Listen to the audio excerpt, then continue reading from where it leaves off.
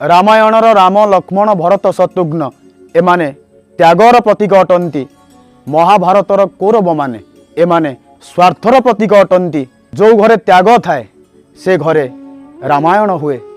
जो घरे मो संपत्ति मो पिला छुआ मो कोठाबाड़ी मु आउ मोर कथा उठे, जो घरे स्वार्थर कथा थाए सेठी राति पाहिले रामायण नुहे महाभारत आरंभ हो जाए। आमे स्वामी स्त्री पिला छुआ बापा माँ भाई भौणी को नहीं जो सुंदर घर तैयारी करिसंती, से घर को महाभारतर कुरुक्षेत्र करबानी।